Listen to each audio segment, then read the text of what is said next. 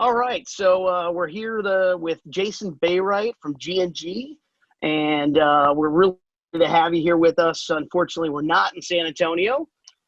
We wish we were. I hope everybody's safe up there in New York, and everybody out here. We're going to have a little fun, and I don't get a lot of time. We've worked together for probably 5 years now, and it's going to be fun to kind of spend a few minutes and ask you some questions that we get asked a lot. And instead of us just, sometimes making up answers on the fly, we're going to go right to the experts, So, Jason, thank you so much for joining us here for the virtual trade show and taking some of your free time. Yeah, you're very welcome, Jim. Looking forward to it. All right, so let's kick it off. One of the things we get a lot of questions on when it comes to lighting is, it's kind of a silly question, but I think it's a super important question. In your opinion, why is lighting so important in today's, car washing marketplace? What's your thoughts on why we should be doing this? Yeah, well, it's not surprising. And a lot of times lighting gets taken for granted, especially back a couple of years ago, right? It was one of the last pieces of the puzzle that owners typically thought of when they were building a new site. Oh, I need to put in lighting. This day and age, lighting can make such an impact of your car wash that it's one of the best tools and one of the best things you can do with a very quick return on investment. So just for example, it can be a great marketing tool for your customers. You can really create that wow effect. In fact, so we had a customer of ours. They were addressing a large group of industry veterans. They said that it was the single most impactful thing that they did that year as an organization for the customer experience. Yeah, was to upgrade. They upgraded their whole tunnel with about 8 of their arches and put lighting on it. And that was the single most impactful thing they did. Comment card after comment card from the customers were mentioning that lighting, what they did there. That's crazy. I mean, you really think about it, you try so hard from your dispensing to having the best equipment, the best layout.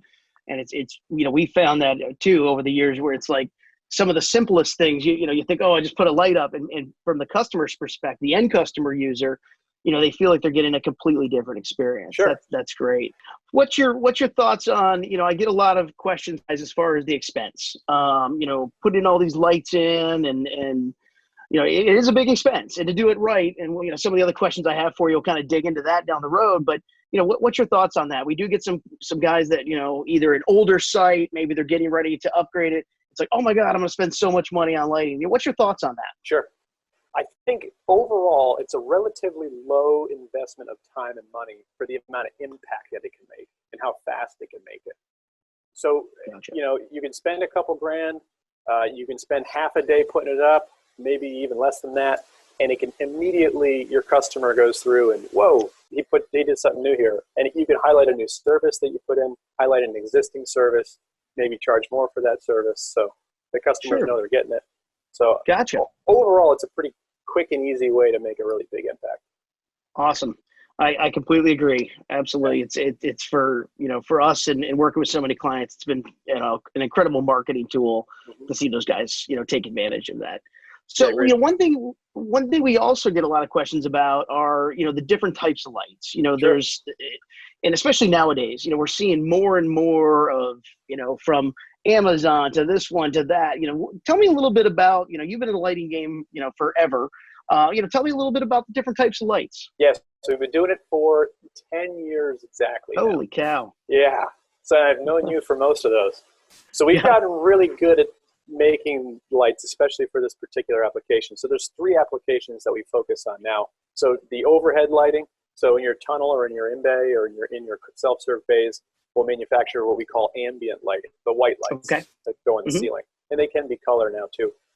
Then we'll have the arch lights. So you'll mount these on your arches, either on the top or on the top and the sides. And then the third type would be usually out near your vacuum area. So you can bend the lights and put them on your backs. Those are the main 3 types. So ambient, tunnel lighting, the arch lighting, and then the outdoor back arch. Awesome. Yeah. So what are some of the things you need to consider when you're buying? We've heard a lot, and lately we're seeing it in, some of the online forums, some of the other things when it comes to, warranties and UL and saving money now, and it really doesn't matter because you can just replace them because they're Sure. cheap. Kind of run me through, some things that our viewers should be considering when it's time, to go out and look for new lighting, or they're looking to do the upgrade, or even take something they've had before and take it to the next level. Yeah, great question. And I would say if someone was thinking they need to replace them because they're cheap, they're probably not using the same fixture if they need to replace it often. Sure. So I guess there's like 3 must-haves when you're looking at lighting, at least in my opinion. Those 3, the first one would be that it was designed specifically for car wash. And I can kind of get into why. There's a lot of very unique things about a car wash that make it a really tough environment for lighting. The second would be UL, and we could talk about that a little bit if you want. Yeah, and the third would be that it comes with a strong warranty. Okay. And I've got some opinions on that. I mean, design for car wash, like what do we mean by that? How come I can't use just an off-the-shelf light and just put it into a car wash? So specifically the chemicals, specifically pre-soaks. So your pre-soaks, they have sodium hydroxide is one of the more harsh chemicals when it comes to plastics. So your in-bay automatics use some really aggressive pre-soaks, but even all the tunnels, they're going to use some aggressive pre-soaks to start kind of grinding into that grit. And traditional plastics, polycarbonate, acrylic, those plastics break down when they get exposed to pre-soak chemicals. So just for example, your plastic latches on your vapor tight, they start grazing or cracking or falling off. Maybe around, if it had a plastic lens where there was a screw that was putting a lot of pressure on the lens, you'd start to see cracking around it, and then water would get in. So I'll just personally, back 10 years ago, we thought it was okay to use polycarbonates, acrylic in fixtures. We learned the hard way. Yeah, we couldn't. So now we use a really unique polymer. It's called copolyester.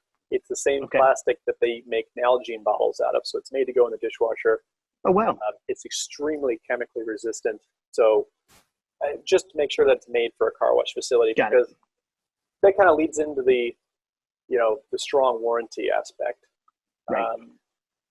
So why we think the strong warranty, right? So the warranty is almost, goes hand in hand with how much trust the manufacturer has in how long it's going to last in your wash. Yeah, so if you see, a 2, 3, 4 year warranty, they're saying, okay, yeah, there's pretty good odds they think that the product is going to last that long in a car wash. Right, absolutely. Tell us a little about UL. I think UL is kind of that magical unicorn that everybody talks about, but doesn't quite understand the benefits and why and what's so important about it. Well, the one thing UL does, which isn't so much as a benefit as it's a requirement, is it's not UL, it does not meet the NEC or the National Electrical Code. So the electrical code is very clear, and all electricians and certainly electrical inspectors know how to read it. But it states that a luminaire that is installed must have UL. So every electrical appliance that gets installed in a commercial building, it needs to have that UL sticker on there. Otherwise, the product after it's installed does not meet electrical code. So, I mean, I can't tell you how many customers we've had call us in a panic because they've had to delay their opening because the electrical inspector won't give them a CO because he found product that didn't have the UL sticker on it.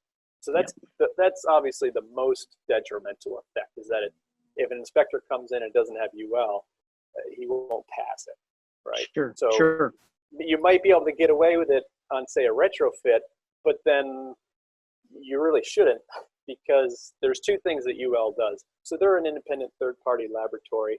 They're nationally recognized. They test for 2 things. That's all they care about.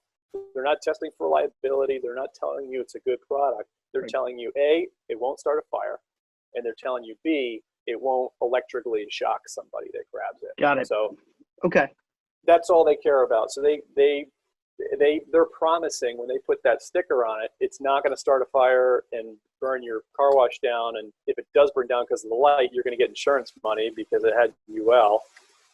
Wow, didn't know that. Or if you mount it to your stainless steel arch, they are promising that it's not going to shock someone that grabs that arch. So that's what that sticker does. but it's just so important. It's not just about getting your doors open. It's about protecting your staff too, you know, and then, and I'm glad to hear that from you. So that's very educational. I appreciate that. So a couple other things that we had some people reach out, went through some questions. We had a lot of things about IP rating, the quality of components. You know, we have a lot of people say, well, you know, you guys are made in the USA, you're assembled here. You know, why does that matter? You know, and then, you know, one other really big one that always comes up is watts. And to be honest, we fell into that in the past too, where it was like, I've got 400 watts and, you know, and I've got 350 or 200 of that. And, you know, so if you could kind of break down, you know, and take it one by one and just kind of roll through, you know, the IP rating, why is it important? Watts versus lumens, and some of the other things that you really think our viewers should look for when they're out shopping and going to look for new LED lighting. Yeah, you got it. So I'll start with the IP rating. That's a good one. So IP, it's an ingress protection rating. So that is a rating. It goes from IP60, which basically means this. So that there's two parts of it: the first digit and the last digit. The first digit is its ingress protection against dirt. So that's 6. It means it's totally sealed against dirt. And there's a next digit. So it would be IP61, 62, 63, 64. Those are all incremental steps of waterproof ratings. So IP60 can't take any water, it'll go right in. IP61, maybe just some raindrops, 62, 63, 64, goes all the way up to IP68, and then for pressure spray, IP69 and even K. So it's basically a rating from 0 to 9, and those are universally known methods to say exactly how waterproof something is. Okay. So IP67 is water spray. So that's really would be the bare minimum of something that you'd want to see. IP68 means it's submersible. You know, the other part to me was, and I got lost, like I said earlier, I got lost in it too, is the watts versus lumens.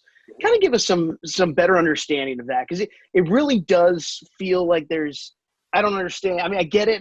You know, lumens are more important than watts, but if you can give us some, you know, information on that, that'd be awesome. Sure. I'm an electrical engineer, so this is we could stay here all day if you want, but. All right. Well, not all day, but let's go to like the guy that, you know, the normal guy like me that just goes, all right, make me understand this. Sure. So it's all about lumens per watt. Okay. So just because it has a whole bunch of watts, that's not necessarily a good thing, because the LEDs could be, if they're of lower quality, they could use a lot of energy but still not put out much light. So there's some schools of thought. So you know, United States makes some really high quality diodes. You can find high quality ones. Germany, Osram makes some really good diodes. China, there are some, but it's kind of hit or miss. It's very easy to make a low cost light fixture that uses a lot of watts, but that does not put out nearly as much light as you would think it would when you see how many watts it's consuming. Gotcha. So, and unfortunately, in the color lighting space, there are no really good standards. So like white lighting, it's lumens per watt. That does not apply when you start, that's white lumens. So when you start going into color, you can't use that same lumens per watt, because the lumen of green and red and blue are all different than white. So what you can do is just make sure that you're getting a quality product. Okay. So a quality product can use a high quality emitter. And if you don't drive the LEDs too hard, they're very efficient. You keep them cool, they're very efficient. So just because it has a lower wattage, say 100 watts, 200 watts, if you're using high quality diodes, putting enough of them down, you can get a ton of lumens. So, you know, a 200 watt fixture that uses really good diodes and lots of them and manages the heat well will put out more light than a 400 watt fixture that uses cheap diodes that are getting driven really hard. So if you can kind of expand a little bit on the importance of, you know, being assembled and manufactured here in the United States. You know, I've had personal experience by dealing with some, you know, out of the country vendors, but, you know, tell me a little bit about, you know, why is it important for that? Yeah, I guess the biggest thing for me, I would say, would just be the engineering that goes into it. I'm not aware offshore companies that focus specifically on making a fixture that's going to go into a car wash. So they may have some waterproof fixtures, some wall washers. You know, they could be large, bulky, probably using glass. It's just they weren't designed ground up for this specific application. So gotcha. It's not so much where it's made, that's some of it, but making sure that it was designed specifically for a car wash. If it's made in the U.S., it very likely uses components that you'd be able to find here. And it's actually very, very hard in the States to buy Chinese diodes and bring them in. Like electrical distribution around here, you can't really buy those. So if it was made in the States, there's a very good chance that it has the high quality diodes that you might have heard of, like Cree LEDs or Osram LEDs. Those are diodes that you'd be able to source in the States. So if it's made here, there's a very, very good chance that it uses higher quality diodes inside of it. Excellent. So one of the other things, and we're kind of getting to the end of our time frame here, but you know, ease of mounting. You know, I've been all over this country and actually in Europe and some other areas, and to me, it's been kind of crazy to see some of these units out there. And we sold them, and we've sold some of the large ones. But tell me a little bit about how it's so important for ease of mounting and the ability to put them in different areas. Sure. Yeah. Well, I guess especially when you're mounting them on arches, you're mounting them on vacuum arches, you're mounting them even on the ceiling. The smaller, the more lightweight, the better. Gotcha. You don't need to, you know, it's easier to put up. It's less stress on all the mounting hardware. You can get them up there. You can tuck them just behind an arch, or you can bend them and put them up onto an arch. Here, all we've ever known is LED, so we've never designed anything any larger than it needed to be. So we have 3 brand pillars: strong, simple, compact. So strong, simple, but compact. So we're just a big fan of making things as small as you can, and why not? As long as you can dissipate the heat, keep it cool, you might as well make it small. It makes it easier to put up, less stress in the equipment that it's on. So we're a big fan of making things as small as you can. Got it. Well, you know, I think it's, you know, everybody's going to see some of the new innovations we're going to launch today. We're talking, you know, mostly it's about education. So we won't get into all the fun stuff that I know both you and I are chomping at the bit to talk about, but you guys will see that in the other videos. And we really appreciate you spending time with us. And, you know, you guys are still working hard. And I know you do a lot of other industries, even beyond car washing, which has been fantastic to hear about. And, you know, Jason, it's been a pleasure of ours to work with you and the team for, you know, since we started Mr. Foamer and then became part of the Sonny's family. And, you know, we really appreciate your time, and, you know, please be safe, and, you know, tell all your family and your whole team that we really appreciate it. Thanks, Jim. It's been a fun ride. Looking forward to working with you further. Thanks for your time. You got it. Thanks for your time, Jason. Appreciate it, sir. Bye-bye. See ya.